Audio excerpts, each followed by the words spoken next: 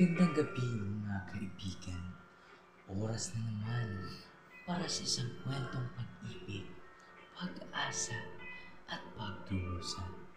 Ako po si Papa Dudut at ito ang inyong Barangay Love Stories.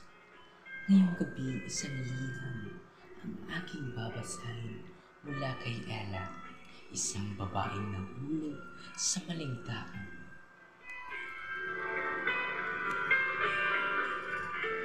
Ako po si Dear Papa Dudut. Ako po si Ella, 27 years old. Isang guro sa Maynila. Hindi ko akalaing ipapadala ko ang kwento kong ito sa inyo. Pero hindi ko na po kaya ang sakit na nararamdaman ko.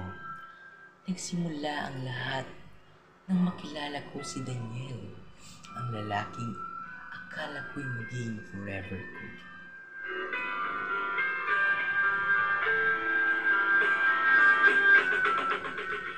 Pasensya na. Late ako. Ayos lang, Ella. Ang mahalaga ay nandito ka na.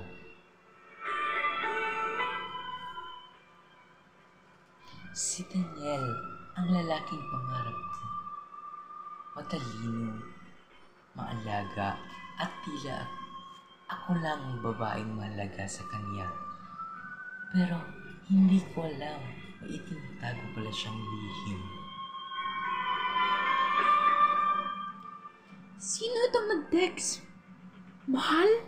Kailan ka uuwi? Doon ko nalaman ang totoo.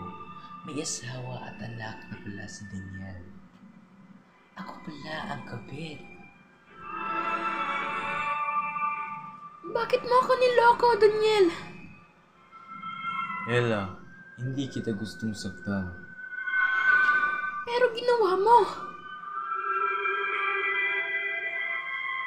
Natapos din ang lahat, Papa Dudu. Masakit. Pero natutunan kong ipaglaban ang sarili ko. Ang pagmamahal ay hindi dapat ikinukubli o ipinaglalaban ng mali. Mga kaibigan, minsan sa buhay natin, darating ang taong akala natin ay tama para sa atin. Pero huwag natin kalimutan